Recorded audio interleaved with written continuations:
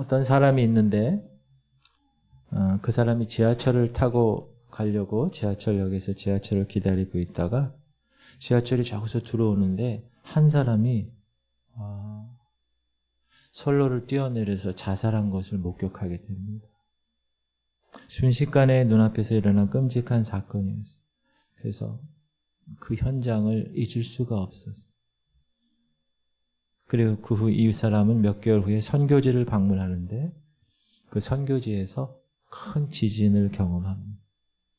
물론 무사히 돌아오긴 했지만 이후에 이 사람은 외상 후 스트레스 장애를 진단받고 오랫동안 고생을 했습니다. 이렇게 전쟁이나 지금 우크라이나 러시아 전쟁하고 있고 이스라엘과 하마스, 그죠? 헤즈볼라, 또 이란과 전쟁하고 있고 북한군이 지금 파송돼 있고 거기서 전쟁하면서 겪는 얼마나 큰 스트레스가 있겠어요. 그리고 교통사고, 전혀 알지 못하는 시간에 알지 못하는 차가 와서 나를 박는, 그리고 엄청난 자연재해. 엊그제도 보니까 유럽에 비가 왔는데 엄청 와가지고 차들이 다 떠내려가는. 그리고 성폭행. 요즘은 성폭행이 시도 때도 가리지 않고 어느 곳에서나 일어나게 되고, 또 학교에서는 집단 따돌림, 직장에서도 집단 따돌림, 그것으로 인하여서 심리적인 충격으로 인해서 일상생활을 하기 힘들 정도의 심한 불안감, 심한 공포심을 겪는 그런 외상 후 스트레스 장애가 많아지고 있습니다. 이 증상이 깊어지게 되면 충동 조절 장애가 생기고 약물이 의지하게 되고 그 다음에 우울증에 있게 되고 더 나아가서 자살로 이어진다고 합니다. 그런데 오늘 엄청난 하나님의 심판을 받은 이 노아와 그의 가족들, 아마 스트레스가 지금 제가 말씀드린 이러한 여러 스트레스만큼 아마 있지 않았을까라는 생각을 하게 됩니다. 올 가을이에요. 올 가을. 한 달 전인가? 미국 동남부를 들썩이게 한 치명적인 허리케인이 있었습니다. 헬렌이라고 하는 허리케인. 지금 왼쪽에 여러분 이렇게 육지가 보이죠? 그리고 태풍이 보이잖아요. 6개 주에 걸쳐서 약 500km를 전진해서 대홍수를 일으키고 230명 이상의 목숨을 앗아간 미국을 거쳐간 허리케인 중에 가장 최악의 피해를 기록한 허리케인. 그리고 여러분 잘 아시는 10년 전 4월 세월호 참사. 엄청난 학생들이 저 안에서 죽어갔습니다. 그리고 죽지 못하고 살아난 학생들 상당수가 외상 후 스트레스 장애, PTSD에 시달렸다는 연구 결과가 나왔습니다. 그들의 부모, 그들의 가족들, 또 세월호 참사에 의해서 마음 아파하는 모든 우리나라의 국민들까지 그런 아픔이 있었습니다. 그리고 2024년도에 일어난 동남아 쓰나미로 인해서 모든 것들이 다 쓸려나가는 20만 명의 목숨을 앗아간 쓰나미. 이런 정도만 경험해도 스트레스 장애, 외상 후 스트레스 장애를 앓게 되는 경우가 많은데 오늘 본문의 이 노아가 경험한 홍수는 일부 국지적인 홍수가 아니라 전 세계적인 하나님의 심판이었습니다. 우리가 지난 시간에 공부했잖아요. 전 세계적인 심판. 그러니 얼마나 충격이 컸고 스트레스가 컸을까, 노아에게는. 그러나 노아만 아니었을 것입니다. 방주 안에 있는 동물들도 동일했을 것입니다. 그들은 그것을 직접 목격했기 때문에 방주 밖으로 나가는 것에 대해서 두려워했고, 구름만 몰려와도 우와, 비가 오는가 보다, 또 홍수가 나나 보다, 이런 두려움이 그 마음에 가득했을 것입니다.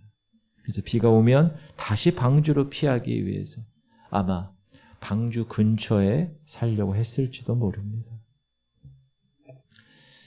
지난주 창세기 8장의 말씀은 대홍수가 끝나고 다시 땅으로 나가야 하는 노아의 입장에서 그 노아가 어떻게 했는지를 기록하고 생각했습니다.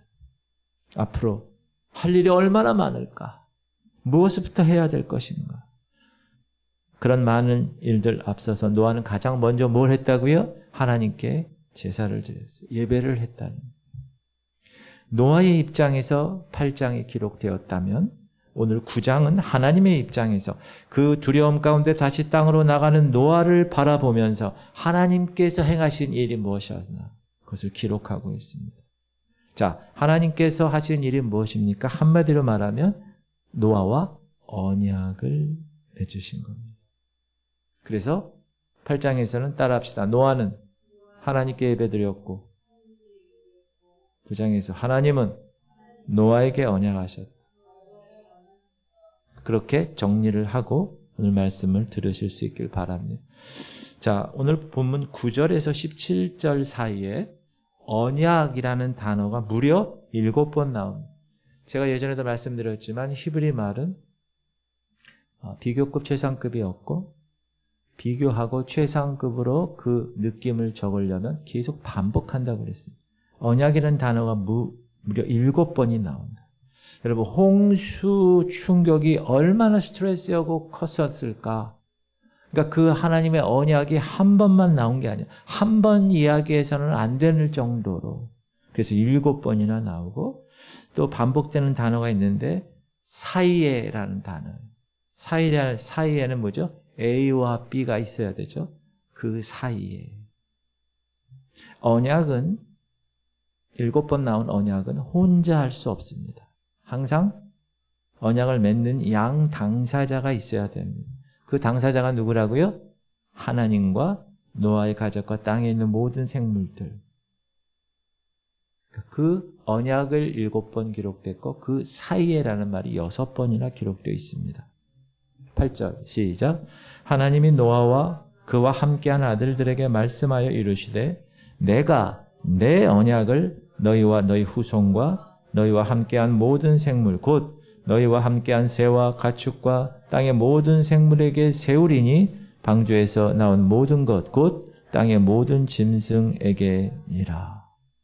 그래서 언약의 내용이 뭐냐? 다시는 홍수로 이 땅을 멸하지 아니하시다. 질문 드립니다. 이 언약의 내용이 이 노아와 이 동물들에게 있어서는 어떻게 받아들였을까? 다시는 홍수로 땅을 멸하지 아니하리라. 시작. 내가 너희와 언약을 세우리니 다시는 모든 생물을 홍수로 멸하지 아니할 것이라. 땅을 멸할 홍수가 다시 있지 아니하리라. 이제 전 세계적인 홍수는 다시 일어나지 않게 하겠다. 누구의 약속이에요? 하나님의 약속. 자, 여기 잘 들으셔야 돼요. 홍수가 없겠다는 말이 아닙니다. 홍수는 있겠지만 노아 때와 같이 전 세상을 멸하는 홍수는 없을 것이라는. 이 얘기는 뭐죠? 그러니까 비가 와도 두려워하지, 그렇죠. 두려워하지 말라는 거예요. 물에 대한 트라우마에서 벗어나라는 거예요. 이제 방수는 다시 쓸 일 없어. 방주 근처에 있지 말고 미련 없이 버리고 떠나라는 말입니다. 왜? 전 세계적인 홍수는 이제 하나님이 일으키지 않으시겠다는 약속을 하셨으니. 그러니까 이 언약의 내용은 우리 살아남은 사람들에게 있어서, 동물에게 있어서는 큰 위로죠. 지금까지 개봉한 영화가 많은데 그 중에서 의외로 지구 멸망을 소재로 한 영화가 꽤 많습니다. Deep Impact라는 강한 충격이라는 뜻인데 이것은 우주에 있는 어느 한 혜성이 지구를 향하여 달려온다는 거예요. 그 쇳덩어리가. 그 엄청난 속도로. 그래가지고 팡 충돌을 해서 지구가 멸망한다. 그런 소재의 영화입니다. 투모로우라는 영화는 뭐냐면 기후변화로 인해서 지구가 얼어붙는 거예요. 자유의 여신상도 얼어붙고 다 얼어붙는 거예요, 지금. 그 외에도 화산이 폭발하거나 지구 자기장이 변화되어서 혹은 바이러스 때문에 혹은 핵 때문에 또 최근 인공지능 때문에 또 외계인이 와서 지배를 받게 돼서 지구가 멸망한다. 이런 가정하에 만든 영화가 의외로 많습니다. 자, 그럼 이런 것들이 우리에게 무엇을 말해주고 있습니까? 그만큼 지구를 멸망시킬 만한 요소가 많다라는 것이죠. 또한 사람들 마음에 지구 멸망에 대한 두려움이 많다라는 것입니다. 그러나 사랑하는 성도님들 분명히 기억하십시오. 제가 분명하게 말씀드릴 수 있는 것은 예수님 다시 오기 전에는 절대로 지구가 멸망하는 일이 없습니다. 우리는 말씀을 통해 그렇게 믿고 사는 성도들입니다. 그런데 이렇게 할 때 한 가지 문제가 생깁니다. 질문드립니다. 사실 하나님이 대홍수를 일으켜서 이 땅을 전 세계적으로 멸한 이유가 뭐죠?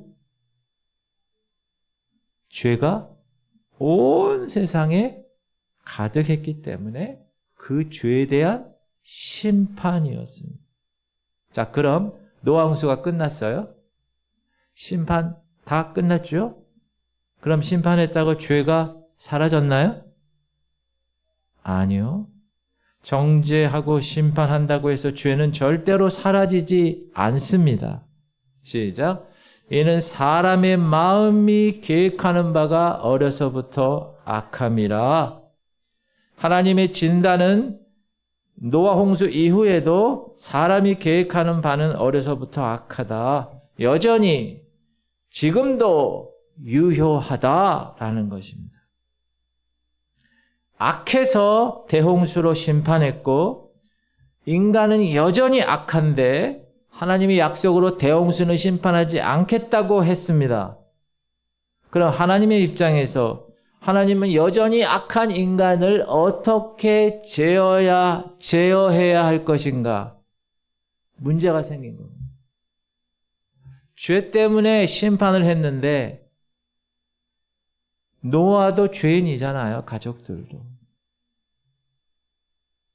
인간은 여전히 악한데 하나님이 대홍수로 이제 심판하지 않겠다고 했으니 그러면 인간, 그 악한 인간을 어떻게 제어해야 하는가? 하나님께서 대홍수로 땅을 멸하지 않겠다고 하신 것은 하나님 보시기에 하나님도 마음이 너무 아프셨던 거예요. 한번 생각해 보세요. 하나님이 자신이 만드신 세상에, 근데 자신이 만드신 세상을 멸하시면서까지 하나님 마음을 어떠시겠어요? 아팠겠죠. 편하셨겠어요? 아니요. 아이고, 나도 다시는 이거 못하겠다, 이거. 이렇게 못하겠어. 근데 심판하지 않겠으니 마음대로 살라라고 악을 방치할 수도 없습니다. 자, 여러분, 이게 무슨 말이죠? 이 말은 쉽게 말하면 하나님이 세상을 다스리는 방법에 변화가 있었다는 것을 말하십니다. 노아 홍수 이후에 변화되는 하나님의 방법, 우리가 한번 그것을 오늘 공부해 볼 것입니다. 노아 홍수가 끝나고 나서 여전히 악한 인간을 제어하는 하나님의 방법이 어떻게 변화되었는가를 알 수 있는 것이 오늘 1절에서 7절에 나타나 있습니다. 자, 아까 권사님 읽으셨는데 본문을 읽다 보면 이거 천지 창조했을 때 아담에게 하셨던 말씀하고 너무나 유사하구나 라는 것을 알 수가 있을 것입니다. 그렇죠? 생육하고 번성하고 땅에 똑같은 것 같아요. 그런데 약간 달라진 부분이 있습니다. 자, 이 달라진 부분을 우리가 살펴보면 아직도 여전히 악한 인간을 제어하시는 하나님의 방법이 어떻게 변화되었나를 알 수가 있습니다. 자, 한번 그러면 찾아볼게요. 1절, 2절. 자, 1절, 2절 한번 읽어봅시다. 시작. 하나님이 노아와 그 아들에게 복을 주시며 그들에게 이르시되 생육하고 번성하여 땅에 충만하라. 땅의 모든 짐승과 공중의 모든 새와 땅에 기는 모든 것과 바다의 모든 물고기가 너희를 두려워하며 너희를 무서워하리니 이것들은 너희의 손에 붙였음이라. 자, 창조 때 아담에게 말씀하신 것과 유사한 것은 무엇이죠? 복을 주셨고 생육하고 번성하여 땅에 충만하라는 명령이자 약속이 똑같아요. 이거는. 근데 약간의 차이가 있습니다. 약간의 차이가 뭐죠? 아담에게 천지창조 아담에게는 모든 생물을 다스리라 이렇게 말씀하셨는데 오늘 노아에게는 어떻게 해요? 이 모든 동물들을 너희 손에 붙였다라는 말입니다. 쉽게 말하면 동물들이 다스림을 받는 게 아니라 동물들이 너희를 두려워하여서 무서워할 것이다. 그전에는 그러지 않았는데 홍수 이후에는. 자, 그럼 이 두 가지에 어떤 차이가 있는가? 자, 아담과 언약을 맺으실 때는 죄가 있었어요, 없었어요? 죄가 시작되기 전입니다. 근데 노아 때는 뭐죠? 여전히 악이 있을 때 맺으신 언약입니다. 죄 있는 인간에게 하나님은 아담 때처럼 동물을 다스릴 수 있는 능력을 주시지 않았습니다. 이게 너무 중요합니다. 자, 물론 동물들을 요즘도 조련하지요. 코끼리가 그림을 그리기도 하지요. 돌고래가 쇼를 하기도 합니다. 그럼에도 여전히 악한 인간에게 동물을 다스리게 했다간 인간의 죄의 그 욕망대로 동물을 악용할 수 있기 때문에 하나님이 막으신 것입니다. 그래서 야생 동물을 가진 동물들이 사람을 해하지 못하도록 하셨습니다. 자, 질문 드립니다. 사람이 맹수와 싸우면 누가 이기나요? 맹수가 이깁니다. 사람이 독수리나 솔개와 싸워서 이길 수 있나요? 호랑이와 사자랑 싸울 수 있어요? 못 이깁니다. 그러나 동물의 마음에 사람을 두려워하는 마음을 하나님이 주셨다는 거예요. 노아 때. 그래서 동물들이 저 사람 건드렸다가는 무슨 짓을 할지 모르는 인간들이야. 그러면서 도망갔다는 거예요. 이것이 변화된 악한 인간을 제어하는 하나님의 방법 첫 번째였다는 거예요. 이해하시죠? 동물들이 다스림을 받는 게 아니라 동물들이 사람을 두려워하게 했다라는 것입니다.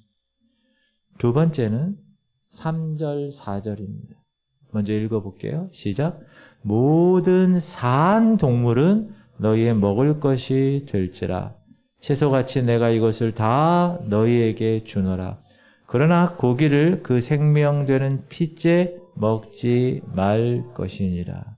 자, 지금 읽은 구절을 여러분 머리에 두시고 창세기 1장 29절을 읽겠습니다. 시작.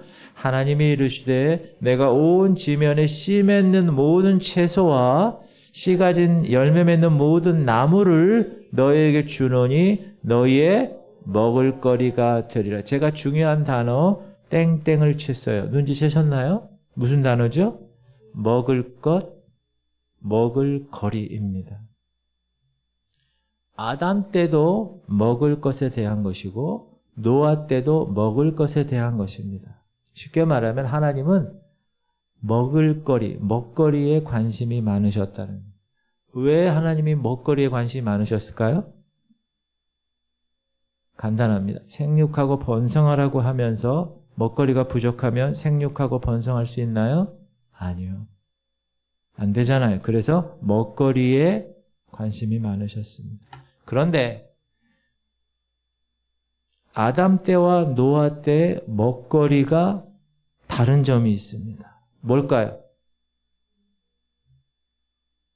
아담 때는 채소와 열매로 충분했다는 거예요. 그러나 노아 홍수 이후에는 지구 환경이 변했어요. 격변을 했어요.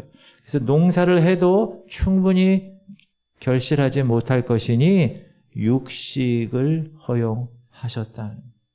이게 다른. 그래서 여러분 지금 한우 먹는 거 아니에요. 한우 세일한데 사서 좀 드셔요. 하나님 허락하신 거니까. 그런데 제한을 두셨습니다. 육식을 먹어도 제한. 두 가지입니다. 하나는 산 동물을 먹으라는 거예요. 무슨 동물? 산 동물. 그럼 무슨 말이에요? 죽은 동물은 먹지 말라는 거예요. 두 번째는 그 고기를 피째 먹지 말라는 거예요. 두 가지예요.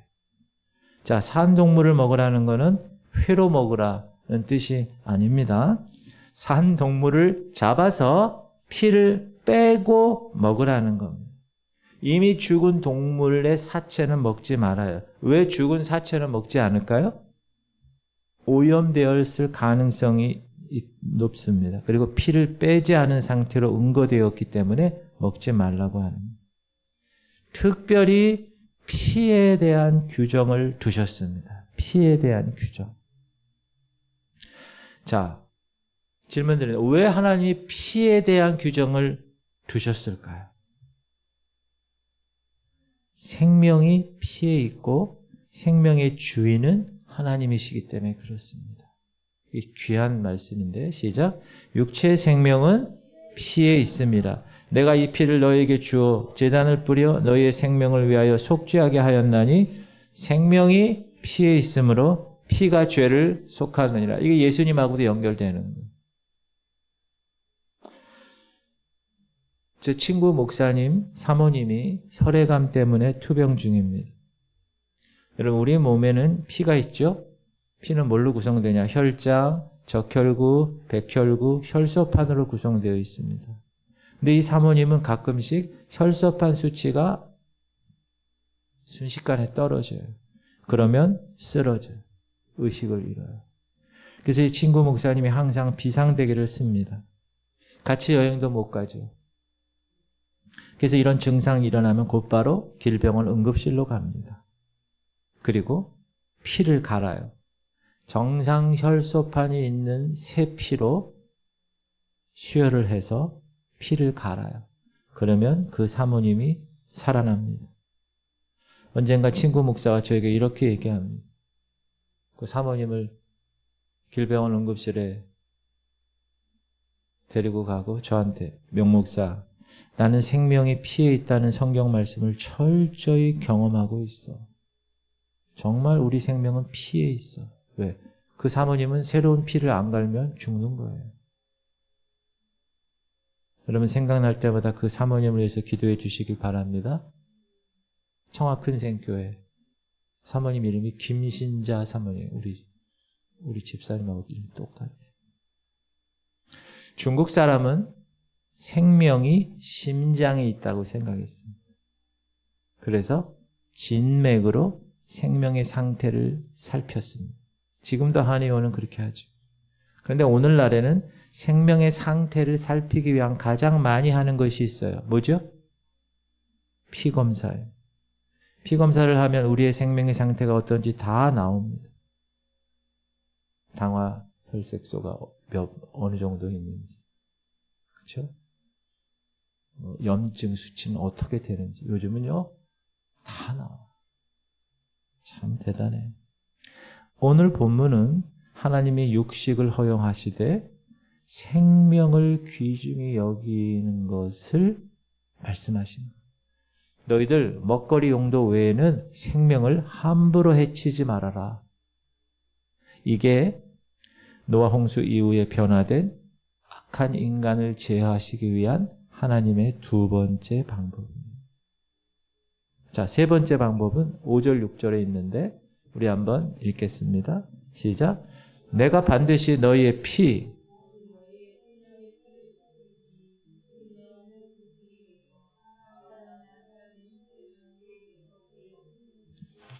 다른 사람의 피를 흘리면 이는 하나님이 자기 형상대로 사람을 지으셨습니다. 자, 최초의 살인자가 누구죠? 가인이죠. 그러면 하나님이 최초자 살인자 가인에게 어떻게 하셨습니까? 시작. 네가 밭을 갈아도 땅이 다시는 그 효력을 네게 주지 아니할 것이요 너는 땅에서 피하며 유리하는 자가 되리라.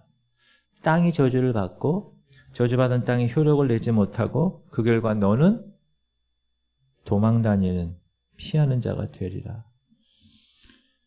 하나님은 살인자를 벌하시는 분입니다. 그런데 가인을 죽이지 않았습니다. 도리어 가인에게 표를 주어 죽임을 면하게 하셨습니다. 노아 전이에요. 자, 노아 이후에는 그런데 생명의 피값을 찾으리라고 하셨습니다. 하나님의 형상대로 지음받는 사람을 죽이는 자는 반드시 죽이리라. 그 생명을 찾으리라. 하나님은 살인자 가인을 벌하셨습니다. 그러나 죽이지 않으셨습니다. 질문 드립니다. 왜 죽이지 않으셨을까요? 아까 나왔잖아요. 돌이킬 기회를 주신 것. 그런데 죄가 점점 커지는 거예요. 걷잡을 수 없어요. 그래서 대홍수로 심판하신 거예요. 그럼 목사님, 노아 이후에는 왜 살인자를 죽이라고 하셨습니까? 그것은 노아 이후에는 대홍수로 멸하시지 않겠다고 하셨기 때문에 이런 악들을 미리 징벌하도록 하신 것입니다. 또한 살인자를 징벌하기 위해서 공권력이 필요하게 된 것입니다. 그래서 나라가 생기고 정부가 생긴 겁니다. 하나님이 이 국가 정부에 하나님 대신 악이 성행하지 않도록 제어하는 기능을 국가의 일부 위임하신 것입니다. 그래서 여러분 사람 죽이면 어떻게 돼요? 어제 뉴스 보니까 기가 막힌 사연이 있습니다. 40대 아들이 70대 아버지를 죽여가지고 냉동고에 그냥 넣어놓고 있다가 나중에 자수해가지고 발견됐어요. 하나님이 이 악한 인간, 특별히 살인자, 생명을 해친 그 사람들에게 의해서 노아 홍수 이후에는, 노아 홍수 전에는 돌이킬 기회를 주셨지만 노아 홍수 이후에는 공권력으로 국가 정부에 하나님 대신 그 악이 더 성행하지 않도록 제어하는 기능을 위임하셨다. 이것이 변화된 악한 인간을 제어하는 하나님의 방법 세 번째입니다. 자, 이렇게 노아 홍수 이후에 세 가지 면에서 하나님의 다스림의 변화가 생겼다는 변화. 근데 전제가 있습니다. 뭐냐? 동물들에겐 야생 본능이 있다는 거고, 땅이 충분한 결실을 하지 못한다는 것이고, 서로 여전히 미워하고 죽이고 전쟁할 것이다. 그것을 하나님이 아셨어요. 그래서 그렇게 하신 것입니다. 그래서 하나님은 대홍수 심판 대신에 여전히 악한 인간을 견제하기 위해서 동물의 야성을 사용하실 수 있다는 거예요. 자, 예를 들어볼까요? 자, 모세가 출애굽할 때 10가지 재앙이 있었습니다. 여러분 10가지 재앙 다 아실 거예요. 그런데 하나님이 사자 때, 호랑이 때, 멧돼지 때, 독수리 때 이런 동물로 재앙을 내리시지 않았어요. 10가지 재앙 보면. 그렇죠? 개구리, 이, 파리, 메뚜기 이런 작은 동물을 사용하셨어요. 질문 드립니다. 왜 그러셨을까요? 이런 것만 동원하셔도 인간은 두 손 들 수밖에 없다는 말입니다. 쉽게 말하면 인간이 욕망에 사로잡히고 될 때 하나님은 온 세상을 이제 멸하지 아니하시고 자연재해나 기근을 통해서 작은 것들을 통해서 하나님 입장에서는 이 인간을 제어하실 수 있다는 것. 특별히 원한이 있어서 하나님의 형상인 인간을 죽였을 때 국가 정부에게 위임하신 힘을 통해서 제어하시겠다라는 거예요. 이렇게 하나님은 동물과 자연과 국가 정부를 통해서 악을 심판하셔서 이제 대홍수 같은 지구 전체에 대한 심판이라는 극단적인 상황까지는 가지 않게 하시겠다는 하나님의 의지를 보여주신 것입니다. 그러니까 아담의 창조 때와 이 노아의 재창조 때는 전혀 다른, 여전히 노아 때는 문제를 안고 출발한 것입니다. 그리고 우리 노아의 후손들이. 사랑하는 성도님들, 세상에 많은 것들이 이렇게 문제를 안고 출발합니다. 사랑해서 결혼했죠? 부부지만 문제가 없나요? 여전히 문제를 안고 출발합니다. 이리저리 재고 돌다리로 두들겨 사업을 시작했습니다. 다 성공하나요? 여전히 문제를 안고 출발합니다. 잘 치료하고 의사 잘 만나서 퇴원했다고 다시 병에 걸리지 않나요? 우리의 삶에는 여전히 문제가 있다는 거예요. 그런데 사실 여기서 중요한 거, 우리 악한 인간은 따라합시다. 문제가 있어야 하나님을 의지합니다. 그래서 그 문제가 더 이상의 문제가 아닌 거예요. 그런 문제 때문에 하나님 앞에 나오잖아요. 문제 때문에 하나님께 평생 기도 안 하는 사람이 있는데 문제 때문에 기도하게 돼요. 세 번째 생각할 것은 하나님이 노아에게 하신 언약의 내용이 뭐라고 그랬다고요? 이제 다시는 홍수로 땅을 멸하는 일이 없다.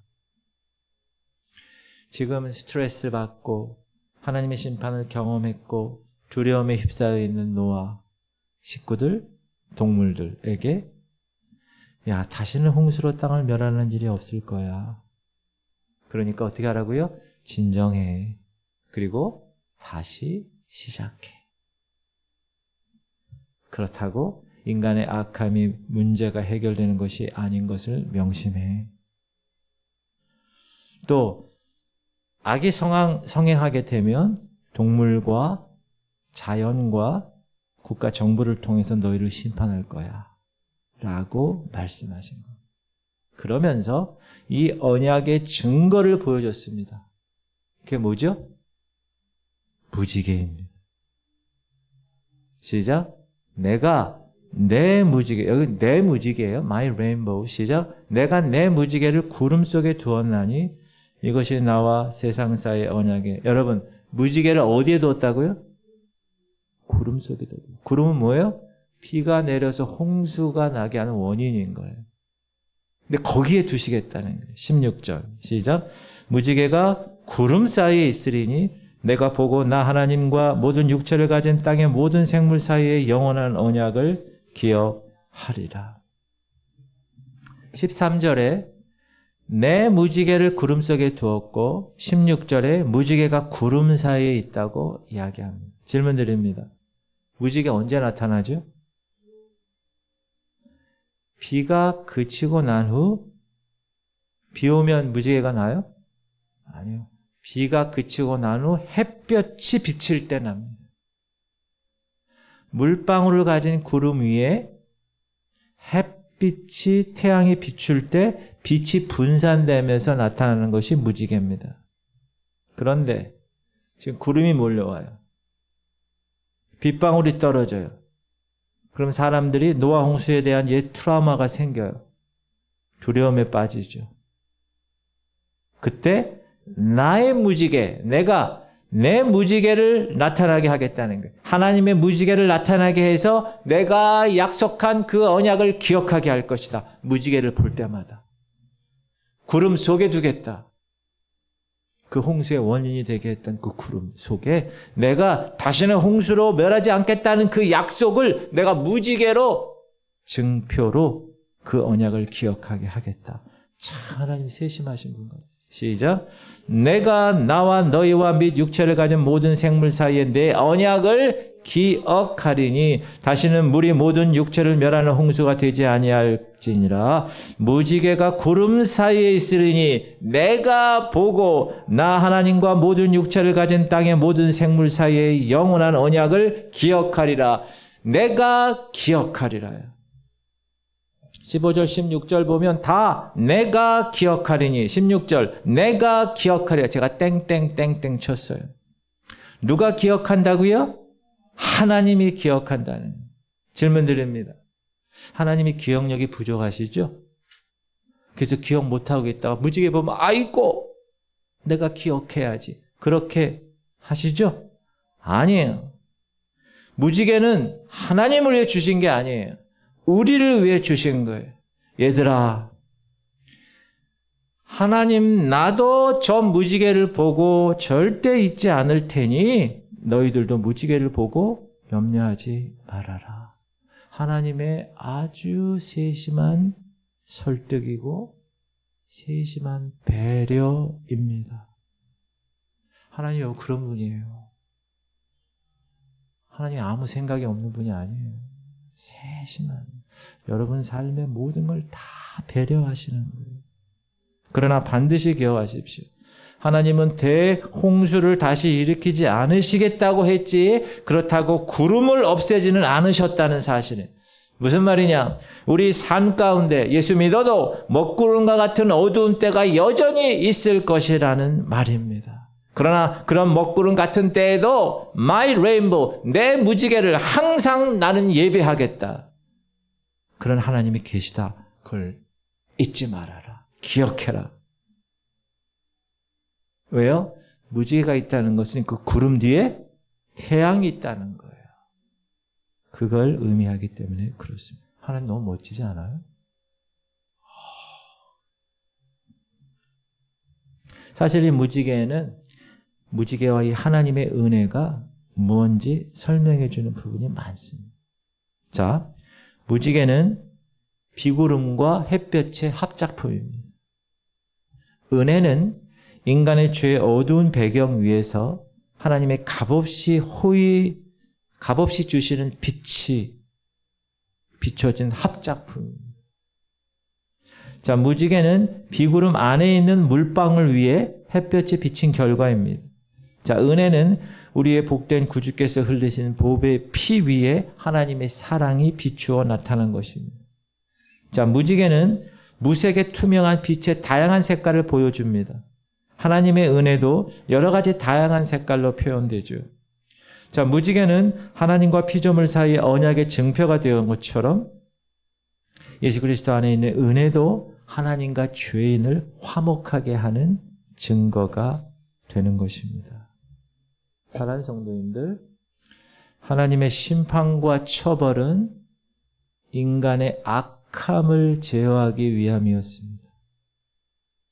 그러나 어느 정도 견제하고 막을 수는 있지만 인간의 악함을 본질적으로 없앨 수는 없습니다.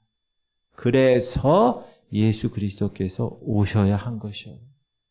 왜? 아까도 얘기했지만 피는 생명이기에 피 흘림이 없으면 죄사함이 없기 때문에 그렇습니다. 아까 읽은 말씀 한 번 더. 육체의 생명은 피에 있음이라 내가 이 피를 너에게 주어 제단에 뿌려 너희의 생명을 위하여 속죄하게 하였나니 생명이 피에 있으므로 피가 죄를 속하느니라. 사랑하는 성도님들, 생명은 생명으로만 건질 수 있습니다. 그래서 예수님의 십자가, 그 보혈의 피를, 그 생명을 흘려 죽여 주셨어야 우리의 죄가 가리워지는 것입니다. 예수의 그 생명으로 우리의 생명을 건지신 것입니다.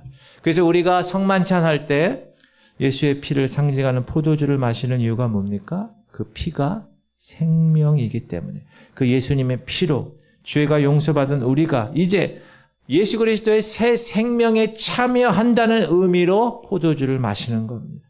예수 그리스도의 생명이 내 안에서 일하게 되면 우리는 이제 죄의 문제를 이길 수 있는 존재가 되기 때문에 죄에 대하여 죽었다는 거예요.